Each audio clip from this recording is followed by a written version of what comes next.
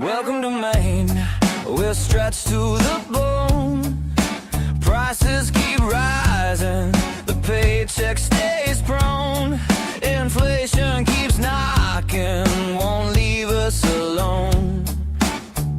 They're selling the lie, groceries climbing, the gas tank is low.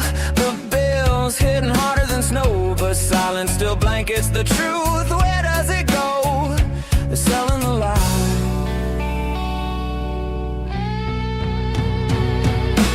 Housing is gridlocked from Portland to the county. Workers commute far past what feels soundly. Talk of solution comes yearly, not loudly. They're selling the lie. They're selling the lie.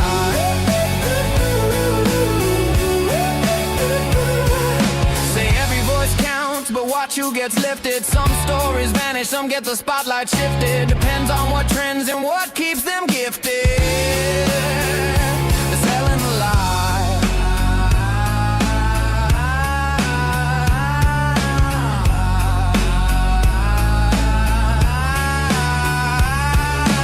I won't believe them, I wanna believe, but truth's always stuck in between. Static and spin, drown the signal again. Nothing is what it seems. I wanna believe you, but every headline turns daylight into redesigned skies. Facts get twisted, context missing. We choke on the simplified alibis. Wanna believe you, but all I see is shadows where the answers should shine. The fact is fiction. Welcome to the Muddy Waters Podcast, where Mainers tell their stories. Good afternoon, Maine. This is Chuck Ellis, and once again, this is the Muddy Waters Podcast. I am your host, and we are here to help the people of Maine better understand what's going on in our state and know who are the candidates that have the potential to represent us. So one of the things that we do, in addition to today, we're doing a candidate, but we also interview moms and teachers and school board members and business owners to talk about what's really happening in our state in order that people can be informed, because the mainstream media is a propaganda arm of the Democrat Party. I say that every episode, but that's what they are. Unfortunately, I wish that they were doing their job and I didn't have to be here. I could be out doing something else that was more productive for society, but this is important at this point, and we need people to know what's going on. And fortunately, we've got obviously the Maine Wire and the incredible work that they're doing, but we need more, and so that's part of the reason we're here. And so fortunately, we have with us Nicolas Hamlin, who is a candidate for House District one. I was going to say one something. I was 128 when I ran in the past, but House District 49, which represents West Bath, Georgetown, and a couple other towns. But thank you for joining us, Nick. Chuck, thanks for having me on. You're a busy guy. I know you're doing back-to-back podcasts today. Happy to do it. To your point also, this isn't my first choice either, but I'll get to that as far as what you want to do with your time and how you want to spend it. But I'll get to that. So District 49 covers Arrowsic, Georgetown, Phippsburg, Woolwich, and West Bath. So it's kind of the backside of Saginaw County. Okay, what was the first one? It sounded like you said Arrowsic, but I don't think that's what you said. No, Arrowsic or Arrowsic. I've never even heard of that. That's a town in It's very small, yeah, and their town office don't even hold regular hours. You have to make an appointment to go to the town office. So yeah, it's a small community, very small community, and it's spread out. It's very spread out. Georgetown and Phippsburg, they might be right next to each other, but they're both peninsulas, and you have to come all the way out of town into Woolwich to get to the other one, even though you can see it right across the water. They like to joke that you need a visa to go back and forth. Wow, nice. Well, yeah. Well, thank you. I try to make time to always thank people for running for office, because we need people to run for office. And from our previous conversations, I also know that you're a veteran, so thank you for your service. But thank you for doing the really thankless task of running for office and not running for an easy seat. It's a winnable seat, but it might not be an easy road to get there. And so we need more people who are willing to step up and run. Too late for this year. If you're at home and you're like, I would like to, we passed the deadline. Unless you're unenrolled, if you're not enrolled in a political party, and we don't have a candidate in an area, I would highly recommend you consider running. There's a Senate seat here in Westbrook that we would love to have somebody run as unenrolled, because we only have a Democrat right now, and then there's a couple in Portland. So we'd love to see some people that fall into that category be willing to set their name up. But outside of that, it's past the deadline for candidates, for party candidates. So, so thank you for running. And I just wanted to start off again by giving you an opportunity to tell people who you are, what your background is, what have you been doing with your life, and and kind of through that trajectory, what has led you to this place where you want to run for political office. And again, it sounds like you don't want to as much as you feel like it's necessary to, but I'll let you kind of lead into that.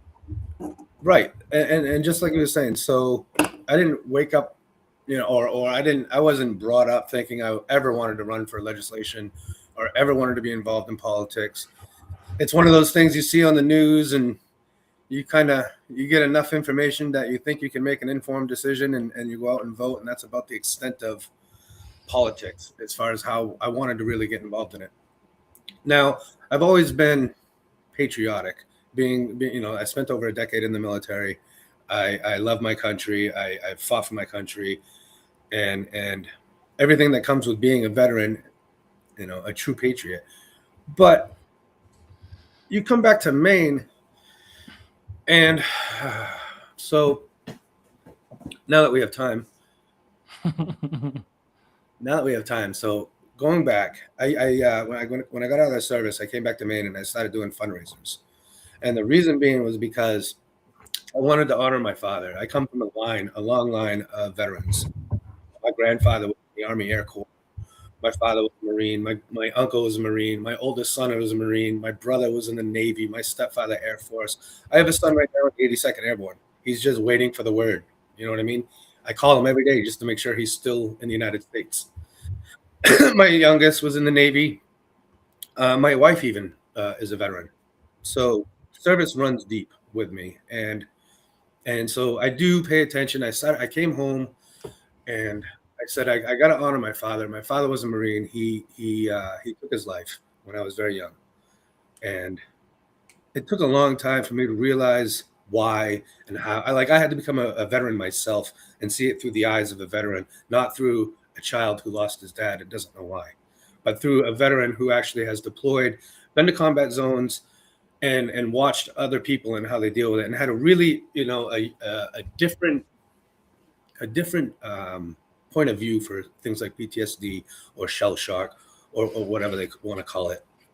So I came home and I said, well, everybody, the number 22 sticks out with veterans, right? They say 22 veterans commit suicide every day. So what can I do? What can Nicolas, Hamlin, me, just some guy in the middle of nowhere, Maine, what can I do about that? And because that was something that hit home to me. That's something that affected my family. That's something that affected my growing up. That was really a big part of my life. So I figured I could try to see what the reasons were that people take their lives.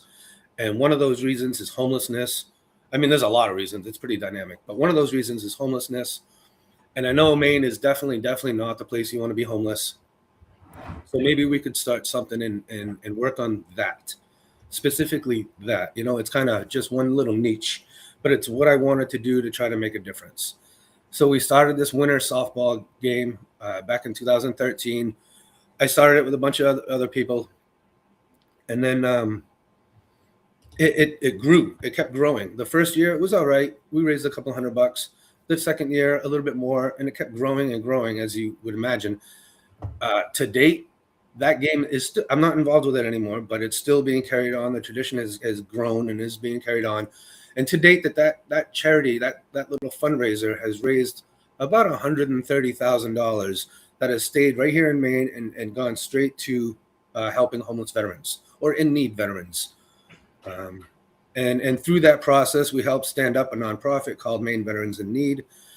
and it's an all volunteer nonprofit. They don't receive any grants. They don't receive any government money. They don't have any strings that they have to adhere to or any hoops they have to jump through. They're literally out there just working to help Mainers. So it was a real Mainers helping Mainers kind of thing, and that's how I wanted to envision it, because it's a community. I figure it takes a community to save a community.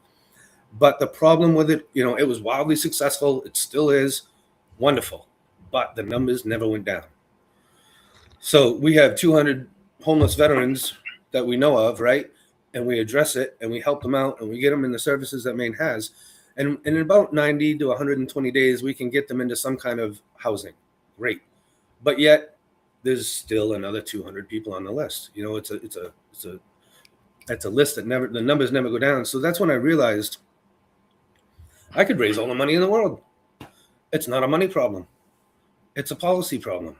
And so it was kind of an evolution. I never wanted to really do this, but I wanted to, I see a need, so I want to fill a need. So that was step one. That's what's got me here.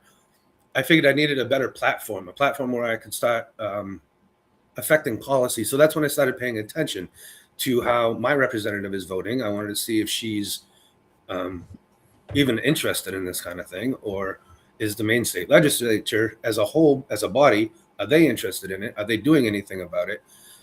And it was almost like, it's like an onion. I've got that one issue that got me excited, that got me to pay attention.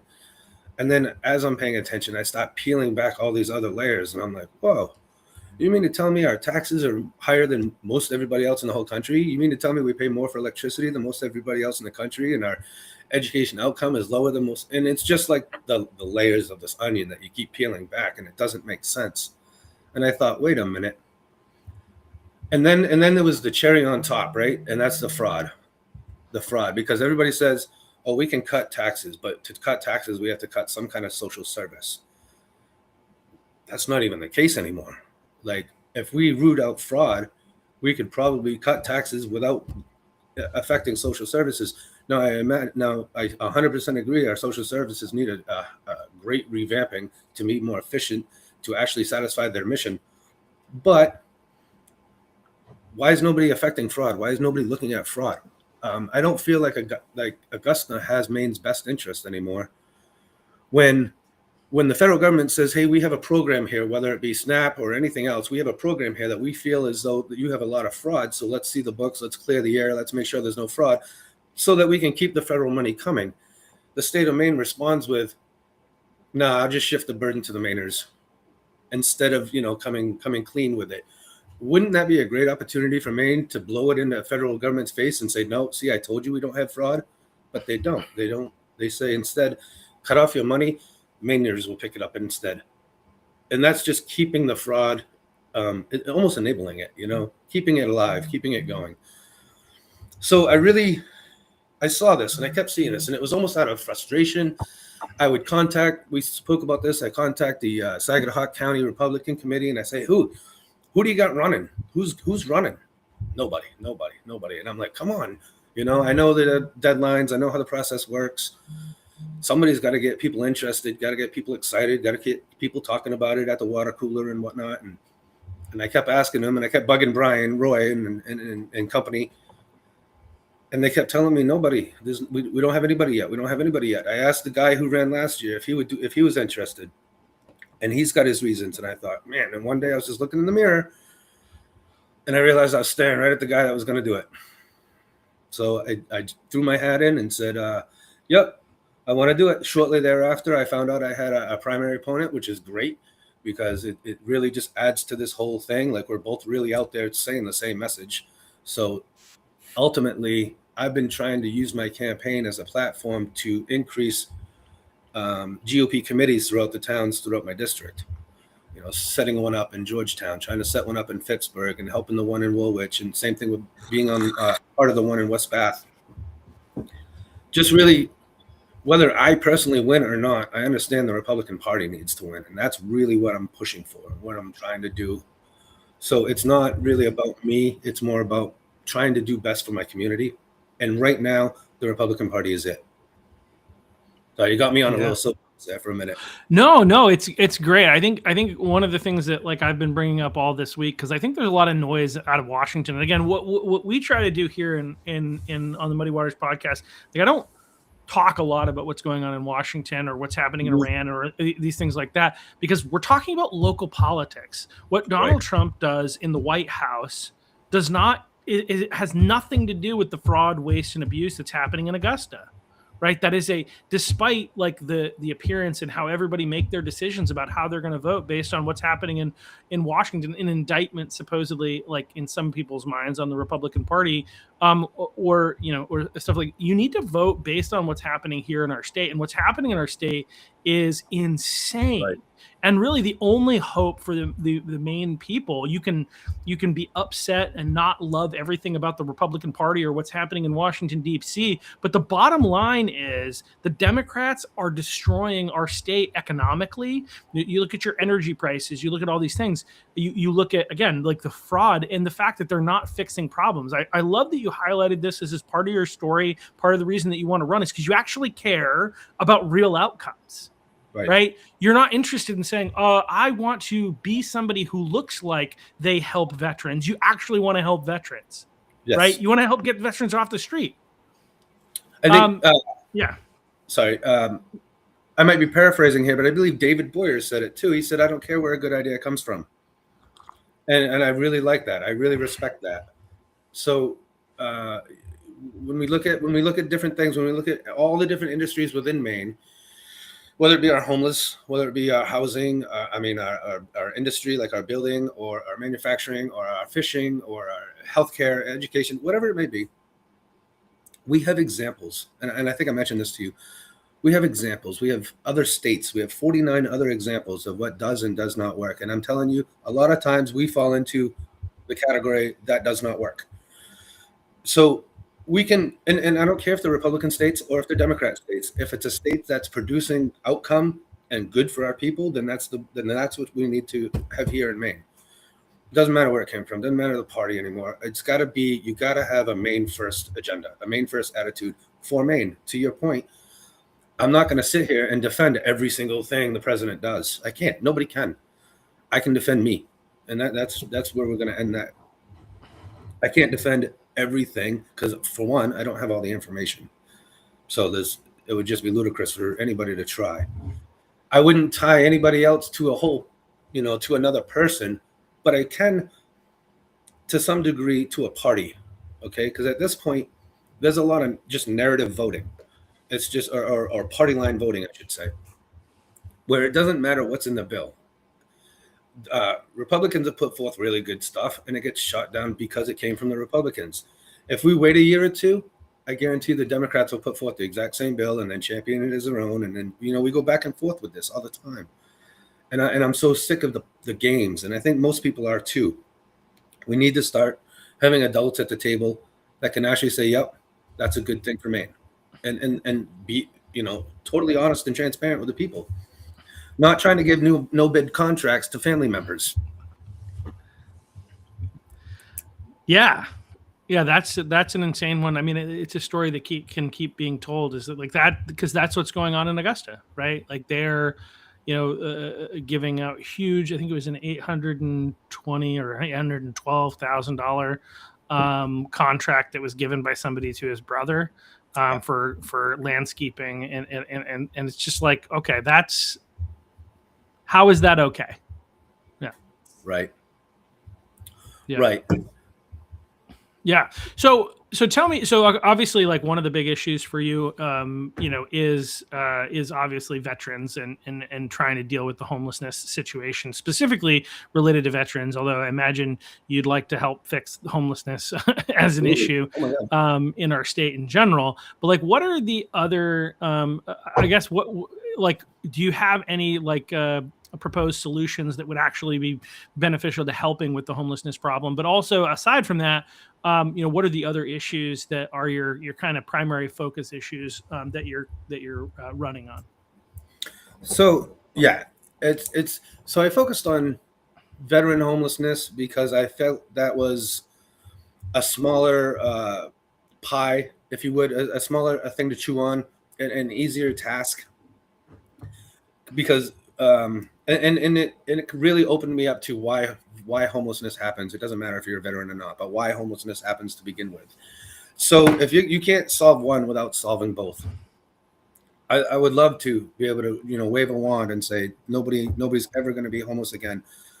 But truth be told, they always try to go for a net zero homelessness because some veterans choose to be homeless. They don't want to be part of society. But I think as long as everybody who wants to be part of society has the opportunity to be part of society, then you have the net zero, and that's the goal. And the way to get there it's pretty dynamic. First, we have to stop enabling drug users. Maine is horrible. I lost a cousin just a few short years ago. He overdosed. He got a drug addiction while he was in prison, got out with that addiction, continued to feed that addiction, and one morning didn't wake up. He wasn't out of jail 6 months. Like, there was no rehab happening in jail. There was only it was just a horrible story. And in the state of Maine, it makes it so easy. These methadone clinics are not trying to get anybody clean. They continuously just up your dose. Same thing with the Suboxone clinics. I think needle exchanges only enable our own demise. So you can attack it that way. And we need real rehabs, real inpatient rehabs that are actually going to get people clean. So there's that on the drug end. But also, why if you start messing with landlords, you're going to ruin the entire housing industry. Whenever the government puts their thumb on an industry, it completely warps it from a free market, and then it becomes dependent on the government. And you can't even begin to predict trends or figure out where you're at and where you need to be because the government's already tipped the scales. So we need to pull the government out of these different areas to allow them to free up so that free market can actually help them be successful again. So that landlords can start renting out, so that rentees can afford these places. There's too many external regulations that are just causing people to not have opportunities, to not have good jobs. Like, we can go down the list as far as creating better jobs will help, lower homelessness. Lowering the prices of housing will help. There's just so many different ways. But I think at the end of the day, it's a general affordability. It's a general, we're being taxed to death. We're being taxed to homelessness. I'm a disabled veteran myself on a fixed income. If we continue going the way we're going, it's not if, it's when am I going to be taxed out of my home and end up, onto the sidewalk. It's not if, it's when. And we have to do something about it before we get to that point. And we're not lost. We're definitely not lost. We still can turn this around. There's still hope for Maine. I'm not fighting for nothing. I believe people are getting more and more worked up. I believe people are getting out there now, especially with what happened to Billy Bob Falkenham just recently. I've got people messaging me on Facebook because I represent a strong fishing community. People on Facebook are just very colorfully asking me how they can get involved. What can they do? And I keep directing them to their town's GOP committee. I'm still trying to build these up. I'm still trying to get people organized. It's all about turning this area red. The one question that is my elephant in the room question, and you've already asked it to me, is my race winnable? That's a tough question because this is a very strong blue area. I think 2018 it was Republican ran, but not since then, not since Jeff Pierce had it.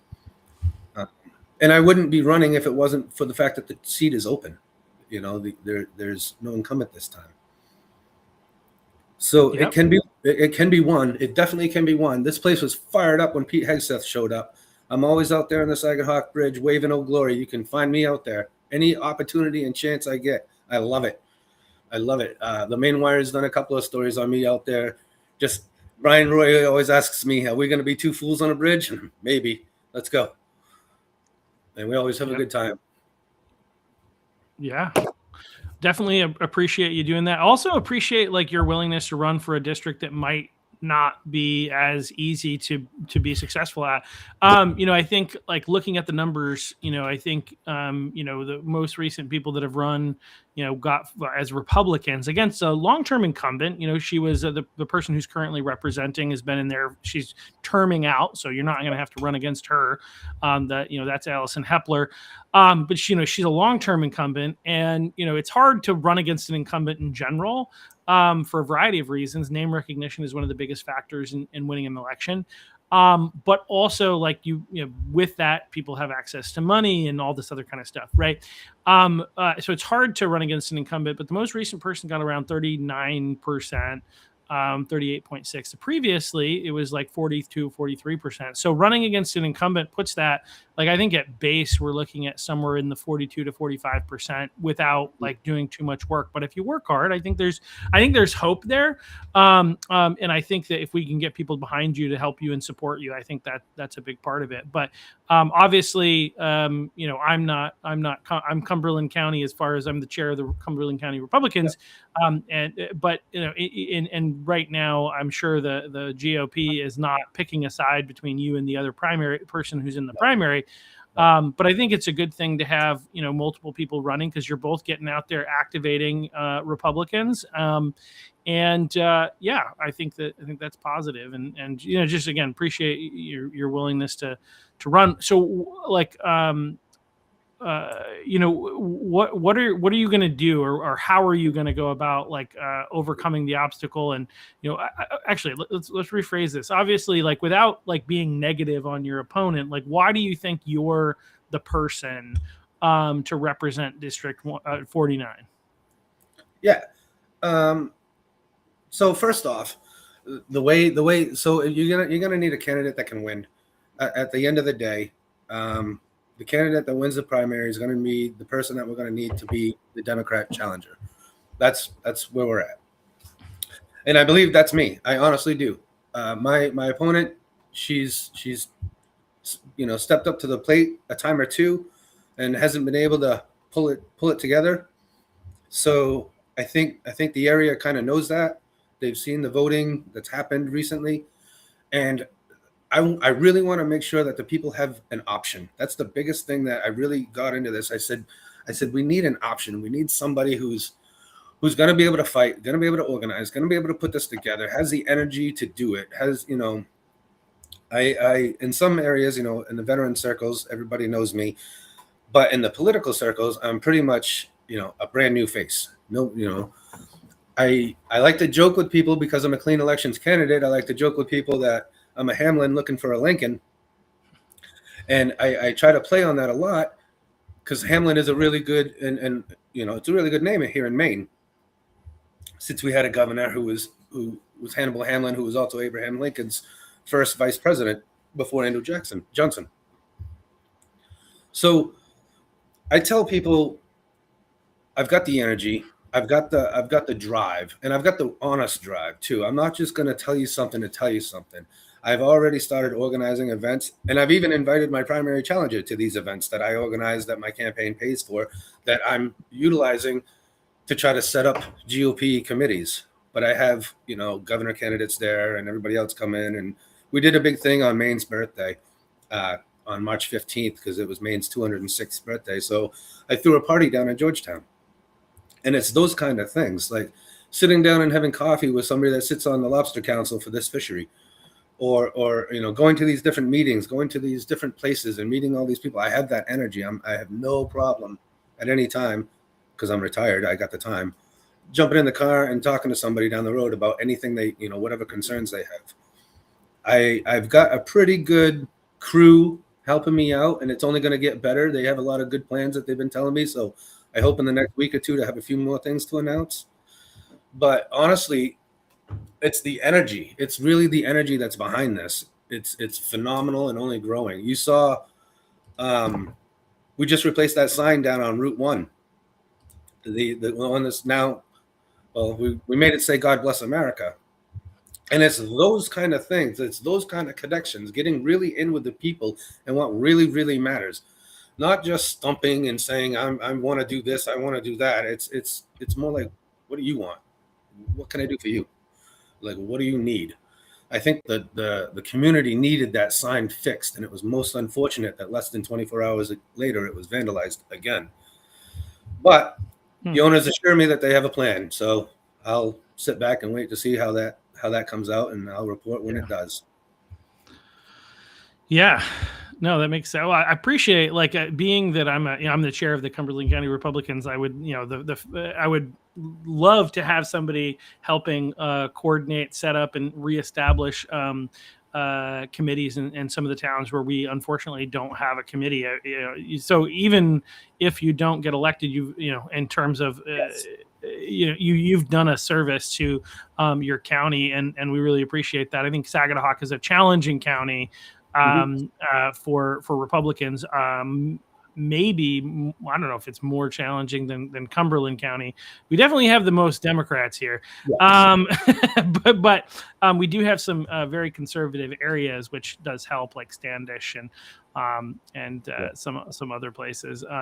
Gray is not bad for conservatives, but obviously Saginaw is a very challenging county, and I do, like I said, I do think you're in range, and I think that whoever comes out of that primary, I'm hoping can get things across the edge. I think one of the questions I ask is, as you're going door to door, as you're reaching out to people, like what are what are the conversations you're having? You're probably right now, if you're doing things the right way, you're probably reaching out to Republicans because you've got to win the primary, but the question becomes with your, I would say your kind of never Trump Republicans or your independent voters who are just in the middle and are just not in love with either side.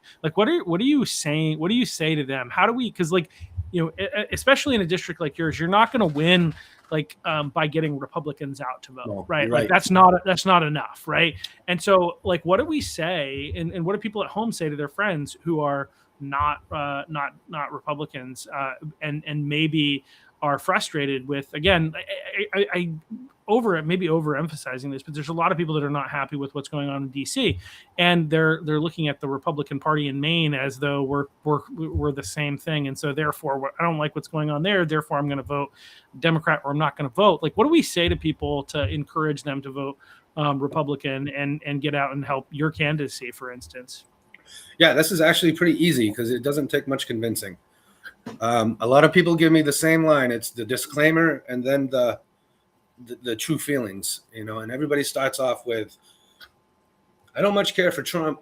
I don't like what he says, but, and then they go into the fact that, their neighborhoods are dilapidated. Their roads are falling apart. Their taxes always go up. Their electric bill is enormous. It's I can almost just sit there and watch them talk themselves into it. It's so to your point, in Saginaw County, the smallest major political group is the three groups: the unregistered or unenrolled Republicans and Democrats. The Republicans are definitely the smallest group. Then we have Democrats, and then we have this huge unenrolled. And everybody knows it's the unenrolled that really settles elections, that determines the elections. So I knock on Republican doors, and of course they're frustrated. A lot of them are frustrated, but I've done more than just knock on doors. I actually sat at the Woolwich Town Hall. This was before I was a candidate. I sat at the Woolwich at their elementary school during the last elections, last November, and I was collecting signatures for to keep boys out of girls' sports. And I saw the most. It was such an interesting day in this little town, which, by the way, is the hometown to my current Democrat representative. This little town, just sitting there that day at a folding table with a couple of signs on it and a petition, I ended up pulling over 400 signatures. I couldn't believe how many people just wanted to come over. And it was, guidance counselors, teachers, historians, all walks of life that you wouldn't imagine. Some people would wait until they thought nobody was looking, and then they'd come over and sign it real quick. And then they said, "Oh, just to get it on the ballot, that's good." But it's amazing that a lot of people feel this way, and it's the whole narrative is shifting. We're having this whole attitude shift towards normalcy, maybe I want to call it. people just coming back around to what really the way life should be and what works and what's good for us. So I collected all those signatures and I thought, this was never going to happen, but I did it anyway and it worked. And I thought, there's more people like this. And I knock on these doors. Sometimes I knock on the wrong door by accident and I do get a Democrat or somebody that doesn't support or doesn't share my political views. And we can still have good conversations. I've still had great conversations with Democrats about voter ID. They support voter ID, but they thought that Maine tried to overstep it, and now they don't want it on a federal level, but they would vote for it again on a state level if it was only a one item ballot question instead of what they tried to do last time with it. So I look at these people and I'm like, we're all neighbors. We all have a lot of things in common. So you really understand that these people, they feel the same pains we do. Everybody's feeling the squeeze and everybody's looking for a way out or some kind of relief. And I don't think a $300 check is going to do it. I think you don't think so? No, not this time. No. When we could fix all of our tax problems and all of our fraud, and you would have 300 times 10. You know what I mean? It would save you so much more money if we could do this the right way instead of just spending. Tax and spend. There's got to be another way. Yeah, absolutely. I mean, we can't spend our way out of this problem because spending is the problem, right? Like that is like we're destroying our economy. We're destroying so many things, and Democrats are in control. And you highlighted one of the elements is like what they're doing. So what they're doing to Billy Bob Falkingham, who literally had a young kid on his boat to show him what it was like to be on a lobster boat, and because he's a good guy, he freely chose to give this kid money, even though the kid didn't do the kind of work that would merit actually being paid. He he wanted to show him and demonstrate that when you work hard, you get paid, right? And so it was a life lesson. And like he would have been better off not paying that kid apparently, because then this probably wouldn't have come up. But now they're going after him. That's lawfare. I mean, that's what that is. And that's the type of leadership that you have in Augusta, and the Democrats are mum on it. They're not talking about it. In fact, behind closed doors, I'm sure they're excited about it because this is one of the most vocal people on the Republican side when it comes to the fraud that's happening in Augusta. The Democrats are running a Maine into the ground. You want to talk about cost of living. You want to talk about all this stuff. It's the Democrats. Why? Because the Republicans don't have any control in Maine. Yeah. And when you look at the issues, like it would be one thing if Maine were doing really good in comparison to the other states, and things were still bad, right? Then you can blame the federal government. You can blame Trump if you want, right? Like if that's what was happening, right? But that's not what's happening, right? We're underperforming all the other states. And then blaming Trump, which doesn't have that. When you compare a state to a state, that has nothing to do with the federal government. We're doing bad in comparison. So even if you wanted to make an argument, and I think it would be a poor argument, but even if you wanted to make an argument that the Trump administration was the reason for high cost of living or whatever, there would still be a recognition of the fact that the Democrats are failing Maine because we're in the 40s on so many different things. We're like one of the like third or fifth or something like that in tax burden, which is like taxes compared to earnings.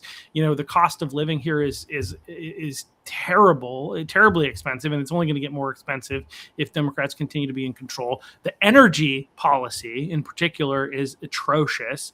And Democrats are engaged in lawfare. And so the waste, fraud, and abuse. Like what's interesting is like if you're at home or you're out there and you're like, why are people so negative on nonprofits? Nonprofits are a good thing, and here's the reason: because the Democrats are helping nonprofits do things that are inappropriate. They're not holding them accountable.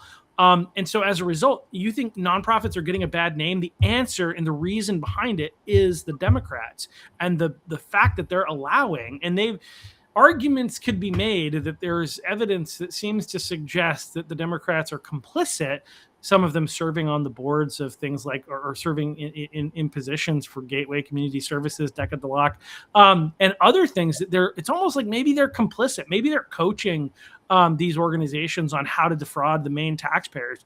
I mean, it's hard to imagine how effective and good some of these people have gotten at gaming the system without having people on the inside. That's a question that we need to ask, and they don't seem to care. The Democrats do not seem to care. They talked about fraud and they shut them down. They think that the fraud that's actually really happening is just Republican speaking points. Sorry, no, it's real. And right, and to that point, there was a gentleman who testified to the select board in Lewiston who said maybe his community needs to rethink the relationship with the Democrat Party if the Democrat Party wants to investigate them.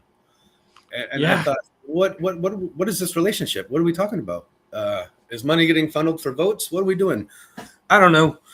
But it's just every time somebody brings up fraud, they want to put their head in the sand. And they want to say it doesn't happen when we're finding it out.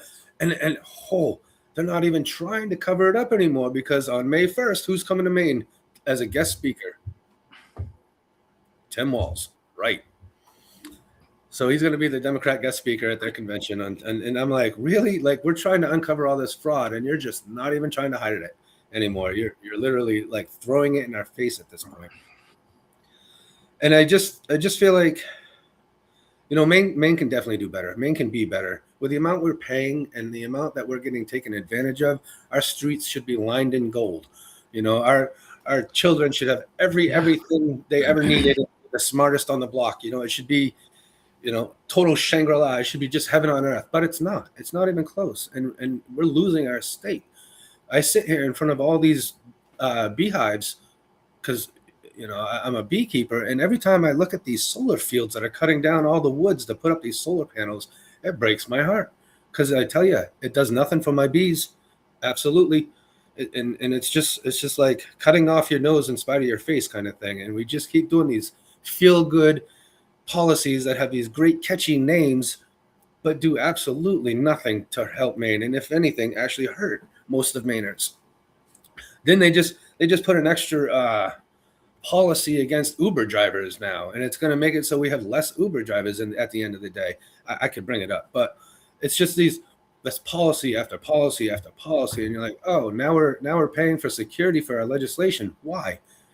I don't think we need it, at the tune of $120,000, and it just keeps going up and up and up. And I can't see any time where they've passed anything where it was like, hey, look, we just saved you money. You know what I mean? Or we just made your life better. One of the things, knocking on doors, you were talking about earlier, the stories I've heard, one of the things, this gentleman, a Republican, I might add, because like you were saying, I was concentrating on Republican doors, knocked on his door, and you could tell he was like standoffish, very standoffish with me, because he viewed me already as a politician, as a Republican.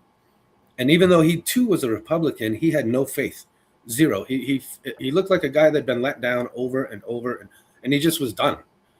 And he said, I've been building homes for 30 years, and not once has Augusta done anything that make that job any easier. Not once in the 30 years. And I thought about that. And, that was not once, huh? Not once. How do we pretend to want jobs in our state if we're not helping these kind of people in their industries? How can we really look them in the eye, or myself ask them for a $5 donation or any kind of donation or whatever, and really not say, I'm in debt to you. What can I do for you? And that's where I'm at with just about everything I do.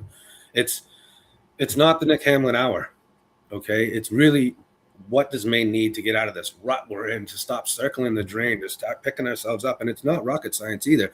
You don't need a super smart guy. You just need an honest guy that wants to do it. There's just too much here. There's so much wrong. It's easy to fix. You know what I mean? There's only one direction we can go, and that's up. We don't have to get super technical. We can do the real easy stuff first. We can do, a better curriculum. We can do better training. I think training is huge. Training for our teachers, training for our law enforcement, training across the board, because you can't expect miracles from nothing. So you got to, let everybody know what you expect, and then let them surprise you with how they do it. We saw stories. Some people started crying as soon as I get them. I tell them what I'm doing, who I am, and I say, what message would you like me, hypothetically, if I win, what message would you like me to bring to Augusta? What's important to you? And some people, they would just start thinking about it, and they just well up a little bit, and they're just so frustrated. And I don't know what their personal business is or what they've been going through recently, but it's obviously it's something. You know what I mean? And it's not just one person. I'm seeing this over and over and over. People are talking about how I want to have $1 million house, and now I got one, and it's a piece of crap, run down nothingness, but it's worth $1 million, I guess. So we're seeing this over and over, and people feel like they supported the Democrat Party for so long because it was the party they grew up with and the party they knew, and now they feel like they've been just taken out at the knees by him, and they're just left hung out to dry. And now it's almost like the Republicans are coming to pick up the pieces, and that's the last thing they want, because they don't want to, that it's really hard for somebody to swallow that pill. It's really, it's almost like waking up from the Matrix, if you will. It's really difficult to go against what you've known your whole life. But like I mentioned earlier, people are seeing it because we're all paying the same taxes. We're all driving on the same crappy roads. We're all having to pay the same exorbitant amount in electricity. And we're all seeing, these things that just shouldn't be happening over and over and over. And it's like, is anybody going to stop this? Is anybody going to do anything? So I had to run. I had to run for office because it was, what's the other option? Leave Maine? I can't leave Maine. Like, I came back home to Maine for a reason. I love it here. Yeah, I mean, and this is where we need all hands on deck, people. Like, if anybody that we need to get more and more people involved, because here's the reality: we don't win this state, we don't win these positions unless people get involved, unless they make sacrifices, right? Are we gonna the question that Maine is we're gonna see if Maine answers is whether or not they're willing to just keep quiet and let the Democrat Party basically make Maine impossible to live in for working class and poor people. If you're not living off the government, you're gonna have to leave. I mean, that's just the reality. Do we want to allow the one party rule, which is to dominate Maine, and do we want to allow this cabal of people who are doing some inappropriate things? We have a Secretary of State who tried to keep Trump off the ballot, is running for governor while overseeing an election and being like, well, other people do it. It's who cares? I don't care if other people have done it. It's unethical, and it's impossible to be unbiased in doing that, and don't do it. If a Republican were doing it, I would say don't do it. Resign from your position if you want to run for governor. I don't care. Fundraise to pay yourself, whatever it is, but you need to get out of office if you're get out of your position if you're running. And then you see the way that she. One of the reasons we have a hard time believing that she could be unbiased is that she worded the question 1 last year, as you kind of brought up. There's a lot of people that are in favor of voter ID, and yet she wrote a bill that's primarily focused on voter ID, as though its entire objective was to make it so that no one could vote by mail, which wasn't its objective at all. So it's a very dishonest. So this is the type of stuff you're getting out of the Democrat Party. No accountability. It's a party that's pushing a candidate at the Senate level, in large part, who is basically a full-blown communist, but also kind of maybe has some Nazi tendencies. Interestingly enough, this is the type of stuff. And their other senatorial candidate is Janet Mills, who's driven the state into the ground. So this is the Democrat Party. If you are at home and you think the Democrat Party is still what it was 30 years ago, it is not. They are full-blown radicals at this point. The average voter may not be, and that's why we have to figure out how to communicate to them and help them understand, look, the Democrat Party of 30 years ago is dead. It has been taken over by radicals who do not care about the consequences of their actions, because their main objective is to take control of America. And they're doing that little by little. And somehow, for some reason, Maine is in the crosshairs. And this is a really important election. And if we can win here, if we can push back, that will set them back. If we don't win now, then they're going to take full control of Maine. And then they're going to begin to advance into other areas that have the appearance of being more red or purple. And they're going to begin to send their operatives there, because that is what's happening. It's a takeover of America by people who are radicals, and they will not stop until they can control the country and force everyone. Maine, one of the facts that I learned, I go on the Ray Richardson show on Mondays, and one of the facts that I learned there is Maine ranks 43rd in the country in freedom. Wow. Is that what you were in the military? What is that? Is that what you fought for when you were in the military? Right. So that we could be 43rd in the country in freedom? That's horrible. That's horrible. And Maine has become much more of a socialist state over the last 7 years, a much more of a controlled state. It's unfortunate. It really is. Yeah. And it goes back to the direction that we're headed. Yeah. If nothing changes, And I got to tell these people, if you didn't vote, go out and vote. If you voted one way, you got to vote the other way. Like, if you can't keep doing the same thing and expect something different to happen. We all know this. A lot of times we all know the issues. We all know the issues. And I hate to sound like a parrot saying the exact same thing that everybody else is saying. I feel almost like a bubblehead when I do that. And so I've noticed people, when I talk to them, like I have here with you, I just tell them how I feel and what I've seen. And I've noticed that is able to connect to people way better than spouting off the statistics about how horrible Maine is, because they know. People know. It's like trying to convince a smoker to stop smoking. They know it's bad for them. Right. Right. Yep. Maine just has to quit smoking, so to speak. Yeah, no, you're absolutely right. We do too much of it. Yeah. So, well, cool. Well, once again, thank you so much for running. Thank you for, again, it's a thankless task, and especially running in a primary, is a lot of work that you have to do. How can people help? Or actually, before we get to that, is there anything else that you think is like really important about yourself that voters should know about you and why you're running and who you are? Well, like I mentioned earlier, it's all about my community. It's all about what I've been working towards my whole life. And it's about being. When people tell me thank you for your service, I always say the same thing: be an American worth fighting for. Okay, that's what I always tell. And now I got my kid in the military. He's in the 82nd. We all know what's going on in the world. He's waiting for the call. He's just waiting. And so when I say be an American worth fighting for, I mean it. So that's what I'd like people to know about me. I'm authentic, and if I'm wrong, I'm authentically wrong. I love to learn, so I don't mind being wrong. You mentioned the Senate candidate's tattoo earlier, and that actually prompted me. I've got tattoos. I took a picture of every one of my tattoos and put it on Facebook just for everybody to see. No surprises. They're all patriotic. I've got Statue of Liberty, Uncle Sam. I've got the American flag. I've got a shamrock with the Irish flag. Really run-of-the-mill stuff that you would have from being in the military. No Nazi tattoos. I don't understand that. I never even met a guy that had a Nazi tattoo my whole time in the military. Nobody in my family, huge military family, would have a Nazi tattoo. I just don't get it.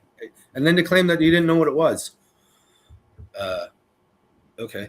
Why would you do that? And then are we supposed to trust that kind of, like if you're going to tattoo stuff on your body that you don't even know what it is for years, you're either really dumb or you're a liar.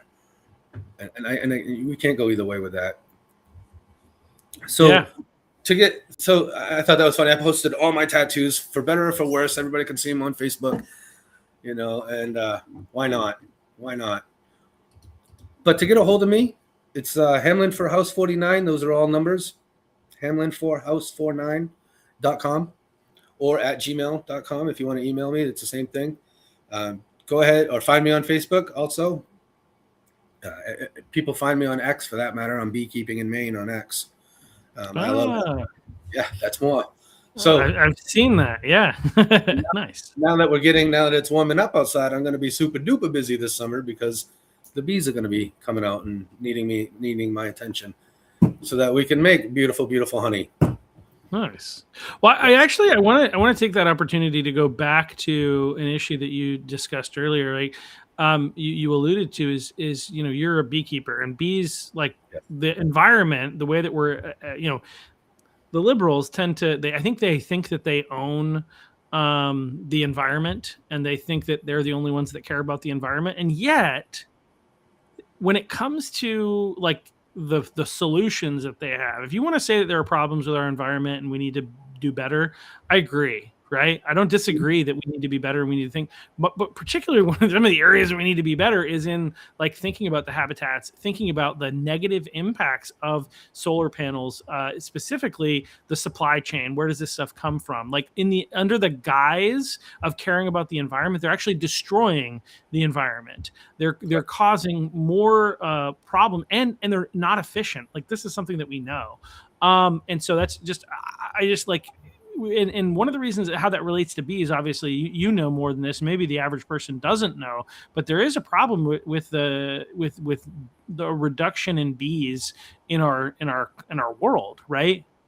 Absolutely. 2 years ago, the United States lost 65% of its honeybee population. That was just 2 years ago. It happens probably every 12 years, but we've got so many more things, so many more threats against the honeybee population these days than ever before. And it's not, I mean, you got industry always, but we have varroa mites and a lot of things. These, like I mentioned it earlier, it really upsets me when I see these, fields, these huge fields just completely cleared. And now you've got solar panels all over the place. And these solar panels, they leak PFAS, they leak toxic chemicals. You can't dispose of them.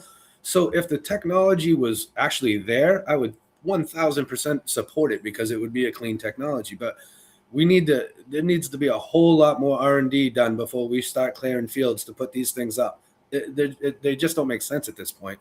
It's a great thought and it's a great idea, but we're not there yet. We're putting the cart before the horse if we think that putting these things out in the field is actually going to save the planet. It's horrific. Same thing with the offshore wind. That's the same thing. You're destroying the whole ocean floor. It's just not. It almost as if they're doing it's again, feel good title, but a horrible actual plan. It's over and over. How many times are we going to see this? Yeah, it's really unfortunate because I think a lot of the Democrats actually think that this is about saving the environment, and really it's about lining the pockets of people who are connected to the Republicans. And somehow it's about sending a bunch of money to China. Where are these windmills made? Where are these solar panels made that they're putting up? China. I don't know about the windmills. Don't quote me on it. It's somebody outside the country. It's not U.S. made, right? It's somewhere else. And there are these huge contracts, and so much money is being spent and being given to China while the American economy is struggling, while our prices are going up because they're guaranteeing higher rates for these types of energy, and they're giving money away for them to build them. So they're getting paid on both ends. Right. And it's wild. And even still, it's not profitable. It's not producing a lot of electricity. Which is really problematic. And as you said, like what's really interesting is they don't care about the environment when it relates to these things. They don't actually even want to talk about the PFAS in Augusta as it relates to the solar panels, because they know that it would not go through. And it just evidence the fact that it's all a bunch of pretend caring. Right. They pretend to care about the environment because they know that it's a good tactic to be able to win and stay in power, because people, especially people in Maine, care about the environment. We do. And we should. And Republicans in Maine care about the environment. which is why we're one of the reasons that we're opposed to this. But we also care about the people of Maine, and that even if you're going to move in a direction where you're implementing alternative energy, we need to do it in a way that's practical and doesn't cause people to starve or not be able to afford to pay their bills, right? We need to think about the people, the human impact here, but we're not even in a place where that's a question, because the technology, as you said, is just not there on either one of these issues. Offshore wind is terrible for the fishing industry, which is huge, especially for you, but is also like to just the general ecosystem of the ocean floor and with what they're doing, and arguments could be made that they're trying to blame the fishermen, NOAA, the national organization that Trump has kind of stood down a little bit, but they're trying to blame the fishermen for some of the stuff that's happening to whales, and it probably has a lot more to do with the production of offshore wind. But who knows? I'm just a conservative conspiracy theorist. So I just use facts and statistics to back up what I'm saying versus the Democrats. Never work with facts. Yeah. So anyway, well, thank you so much, Nick, for coming on. Thank you for agreeing to run for office. And you already said how people can get in touch with you. If people live in your district, in addition, though, they can also contribute. They can find this on your website, but they can, if they're a Republican, actually, they don't have to be a Republican to do this, right? You can do a $5 contribution to Nick, to the Maine Clean Elections Fund on behalf of Nicolas Hamlin, and help fund his campaign, because you're running as a clean election candidate. Yep. So definitely be sure to check that out. You have to live in his district in order to be able to do that. But it's one of the ways that we can use the current system. I think a lot of Republicans are like, I don't like clean elections money. It's like, great. Well, it's a system that currently exists, and we need to be able to get back in power in order to be able to win, be able to change that. So use what the Democrats are also using to be able to win and take back our state. So there's my 2 cents on that. Thank you. And the great thing about, so you can go through my website, and if you go to the donate button, even if you don't live in my district, you can go through that process and find your local candidate and donate to your local candidate. So you can find it that way too. So please support your local Republican candidate, even if it's not me. Yeah, absolutely. 100%. So thanks again, Nick. Thank you all for watching. And let's get out there and do what we need to do to take back our state. I'm sure Nick's going to need help with people driving him around to help him go door to door, people doing lit drops and different things like that. There are a lot of other things that need to go on in the campaign. So be sure to help out, volunteer, and help us turn Maine red, because otherwise Maine's going to be in a lot of trouble. We already are, because of the Democrats. So, all right. Well, thank you again, and thank you all for watching. We'll see you back here. I think the next scheduled podcast is Tuesday, once again with John Featherston. We'll see you back then, maybe sooner. All right. Take care.